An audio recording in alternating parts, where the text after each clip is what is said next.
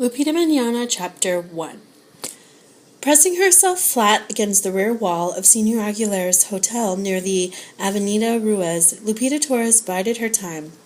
When she heard the doors of the big green Yankee car shut and the tourist start the engine, she slid forward, scraping her back on the rough white stucco. Sucking in her breath, Lupita nervously fingered the skirt of her faded cotton dress. Would the doorman shout at her not to hang around the elegant hotel? Quickly, Lupita stuck her head out and gave the front of the hotel a sweeping glance with her dark eyes. A sudden gust of hot September wind blew a lock of her long, black hair forward. She pulled it back, muttering in Spanish. A second glance told her the front entrance of the three-story Mexican hotel was deserted. Bueno! No one would catch her. The thin-legged 13-year-old moved swiftly around the side of the building to the iron steps that led to the higher floors. Her brown limbs flashing in the sunlight, Lupita ran up the steps past the first and second floors. Her hand twisted the knob of the third-floor door, and she slipped inside and stood in the middle of the long, gold-carpeted hallway. Yes, there was her mother's cleaning cart down the corridor to the left. What a good job Mama had at it as a chambermaid in Senor Aguilera's hotel. Working here was much better than working in a bad-smelling fish cannery down on the bay of Ensenada. Lupita moved warily toward the cart, noticing the mound of dirty sheets and used towels in the canvas hamper on one side, and the array of neatly folded clean linen, bottles, and cans of cleanser below. Mama probably was inside the room by the cart, number 310, changing the bed. She would be happy to see Lupita, who had just finished an errand in the neighborhood. Perhaps Mama would permit her to help lift the big mattress and tuck the white sheet under it or polish the mirror in the glittering bathroom. How the tourists must delight in the gleam of metal and porcelain. What joy they must take in the wide velvet-covered bed, the brick walls, and the heavy blue-green draperies Senor Aguilera provided for them. Mama, it's Lupita Manana, Lupita called out very softly as she slipped inside and half-closed the door behind her. Her mother was not in the bedroom. She must be in the bathroom, perhaps scrubbing the pink tub. Lupita called out again and walked over the shaggy royal blue carpeting to open the bathroom door. But her mother was not there either. Where was she then? Down the hall at the maid's closet, of course, getting more supplies. Lupita sighed. That's where she must go to find her, even at the risk of discovery. Perhaps a tourist might come out of a room and catch her in the hall, as had happened just last week. The sudden appearance of the Yankee in swimming trunks had frightened Lupita into statue-like stiffness. The tall, bald man, white as a fish, flesh, flicked a glance at her out of his queer, pale eyes, but said nothing. After he looked at her, he continued on his way downstairs to the swimming pool. Senor Aguilera maintained first guess. The sea was too salty for them, said Mama. When Lupita asked her about the man, Mama laughed when Lupita described how fast he walked on his stilt-like legs and how jerky his movements were. Lupita sucked in some air for her courage and went out past the bed to the open door. There she looked out and listened. See, there was some noise from the linen closet, small sounds of someone moving around. Mama! Lupita went out into the hall, blessing the deep pile carpet that covered the sound of her footsteps, and ran noiselessly to the maid's closet. Eh? The woman there cried softly, turning around. Who is it? Lupita gaped at her. This woman was not her mother, but Josefa, another chambermaid, the one who tended to the first floor. Plump, wrinkled Josefa looked at Lupita, who leaned against the wall. See, it is Carmela's daughter, the one they call Lupita Manana. She nodded as she put her hands into the deep pockets of the yellow cotton coat all the hotel employees had to wear. Is it true that you are called Lupita Manana because when your father does not catch as many fish as he wants, you always say, tomorrow, mañana, you will catch more, Papa? See, that is what I say. Where is my mother? Ah, she has gone home. Senor Aguilera sent her home when Captain Ortega's son came here to the hotel for her. I am doing your mother's work on this floor now. Lupita felt a sudden stab of fright. Josefa doing her mother's work? The Torres family had to have the money her mother's job brought them. Had Senor Aguilera become angry about something Mama had done and taken her job away? Had that long-legged tourist complained about seeing Lupita in the hall last week? And why had Captain Ortega, the captain of the tuna boat Papa worked on, sent his oldest son here to Mama? The Ortega boat, La Estrella, must have come back to Ensenada from the fishing trip it had left on 6 days ago. Then Papa was home again, too. Lupita stammered. Captain Ortega has come back? Certainly Ortega is back, Josefa replied. If Ortega sends his boy here, Ortega is back, foolish one. Senora, why did Mama go home? Lupita asked anxiously. I don't know. Who tells me anything? Senor Aguilera told me about the boy and your mother's going home. Then he ordered me to do the work up here, too. Josefa waved her hand. Go home, girl, and find out. Do not pester me. I have much to do today. She added, grumbling, Who knows when your mother will return? Not return? By now Lupita's heart had begun to hammer. Something had happened. Something was wrong. Forgetting to thank Josefa, Lupita whirled around and fled, racing down the iron stairs to the ground. Go home, Josefa had said. See, that's just where she was going. Lupita passed the dusty little park that had been built as a memorial to an assassinated Yankee president. On the other side, she came up to a ground of boys somewhat older than herself. They lounged against the wall of a liquor and soft drink store, smoking cigarettes. Hola, Lupita Mañana, one of them cried out to her. Skinny, silly one, cried another, laughing.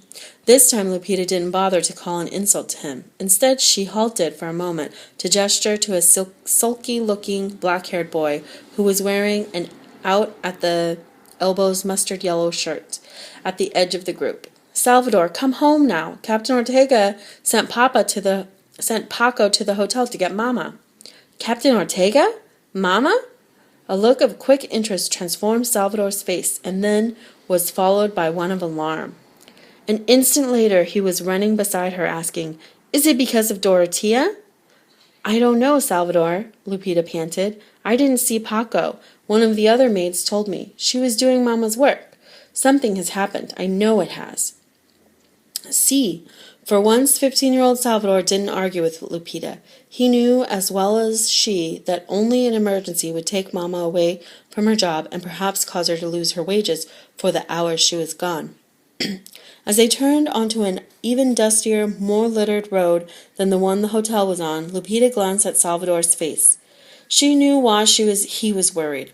It was because of Dorotea Ortega, the captain's pretty 14-year-old daughter. Salvador hoped to make Dorotea his novia, his sweetheart, but Captain Ortega would not let him court her. The Ortega family was richer and more important than the Torres family. Captain Ortega did not want Dorotea to marry the son of Hernando Torres, who worked for him on his fishing boat. Ortega called Salvador a vago, a no-good, and had let it be known that he wanted Salvador to keep away from his daughter. Even Paco Ortega, a friend of Salvador's, had warned him to leave Dorotea alone, and Dorotea had been warned by her parents to stay away from the Torres boy. But Salvador was in love and refused to listen to anyone. No one but Lupita knew that Dorotea met him secretly in town. As they headed up a hill toward the Torres house, Salvador asked, Why did old Ortega send for Mama, Lupita? I do not know, Salvador. Perhaps somebody saw you with Dorotea and told the Ortegas. But then why shouldn't the captain talk with Papa, not with Mama? Salvador's dark eyebrows drew together in worry. Maybe he wanted to speak to both of them. Could someone have seen me kiss Dorotea Monday? The Torres' home was an old, pink-painted adobe building, which Lupita's father had enlarged with corrugated iron panels. Some scraggly pink geraniums, marigolds, and spindly poinsettia plants, Lupita's gardening efforts, bordered the front of the house. Usually when she came home from running errands for Ensenada shopkeepers for a few centavos, she stopped to admire her flowers, but not today. Today she didn't even see them. Running behind Salvador, she rushed into the house past its 3 small guardians, her 2 little sisters and her 5-year-old brother. They were standing outside the open door, the girls together as usual and the boy alone. All 3 looked solemn, frightened, and bewildered. See, something has happened. Was Captain Ortega inside with Mama and Papa complaining to them about Salvador and Dorotea? But there were no men at all in the dim room that served as the living room and kitchen. There were only Carmela Garcia de Torres, Lupita's mother, and 2 neighborhood women. Lupita's thin, small-boned mother was sitting in a chair, rocking back and forth with 1-year-old Hernando on her lap. Ay de mi, Hernando, Hernando, she was wailing. Lupita stared at the baby, who was crying, but not from sickness. She knew his cries, each and every one of them. Now he sounded irritated, not sick. Lupita glanced at the neighbor women. One was the old black-clad widow who took care of Hernando while her mother was at work. She hovered over Mama, clasping and unclasping her bony hands. The other woman, who lived in the yellow house next to the Torres family, was lighting the little candle in the red glass cup. She set it before the picture of the Virgin Mary in the corner altar shelf between vases of pink paper roses. "Mama!" cried Lupita. "Lupita!" Mama opened her eyes. "Salvador, my son!" She stopped rocking, gave the baby to the widow, and opened her arms to the 2 oldest of her 6 children. "What is it? What is it?" asked Lupita, enfolded in her mother's embrace. There came a torrent of gasping, choked weeping, but no word save for "Hernando, Hernando." "Papa? Papa? Is it Papa?" asked Salvador. Tell me, tell me." "Salvador, Lupita." The black-clad neighbor put her hand on Lupita's shoulder. "Do you remember the windstorm and the rain we had 3 days ago?" Sí, the chubasco." Lupita looked up at the woman, who was gazing at her out of mournful eyes. The wind had blown some tiles off the roof of Senor Aguilera's hotel. The widow went on. "There was a storm out on the sea that night. Ay de mi, a great wave struck Captain Ortega's boat when your father was on deck keeping watch. The water took him with it when it passed over the boat." As Lupita looked open-mouthed at the widow, the other woman, finished with the candle, came over to them. "The men looked for him in the sea, but they couldn't find him in the darkness and the rough water. Captain Ortega sent his boy to the hotel for your mother to come home so he could tell her. Afterward, the captain told us what happened to your father, too." Gradually the words sank into Lupita's awareness. Shrieking, "Papa!" she buried her face in her mother's shoulder. Together they wept, and Salvador groaned aloud. Hearing the wails of sorrow, the younger Torres children crept back inside the house and stood big-eyed against the wall under the Virgin's altar. They stared at their mother, Salvador and Lupita. Then they looked at one another as if to ask, "Why are they behaving so strangely?" Holding the baby in one arm, rocking him to stop his crying, the widow pointed to the 3 younger children. "Pobrecitos, poor little ones," she sighed. "What will happen to them now? It is very hard for children without a father when there is little money." "See," the other woman agreed with a sigh. She nodded and confided, "But at least Carmela will not have to pay for her husband's funeral. His being swept into the sea has saved her money she will need. Ay de mi, the sea, at least has done that for her and the children."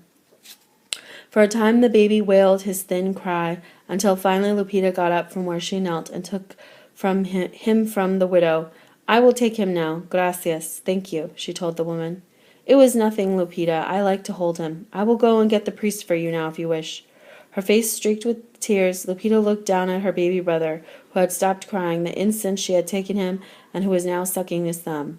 What did he know of the tragedy that had befallen them? He was lucky not to understand. "Gracias," Lupita said once more to the widow. "When Mama is ready, she will send Salvador for the priest. I will go to Uncle Antonio's and tell him." With her heart silently crying for her father's name, Lupita gazed accusingly at the candle-lit picture of the Virgin. "How could my father die?" she asked the picture silently. "He was kind to us. He never drank too much in the cantinas. He always brought home all the money he earned on Captain Ortega's boat. He never smoked marijuana like some men or got in trouble with the police." Everyone agreed that Hernando Torres had been a good husband and father. He took much notice of his children, not ignoring them as some other fathers did. He even permitted Salvador to keep a dog and Lupita a cat until the animals had died. And now he was lost to his family forever. A thing as simple and everyday as a wave in the sea had taken him from them. Ay de mi, what would become of them now? The wages Mama was paid at the hotel were too small to support the 7 of them, and Lupita earned only centavos for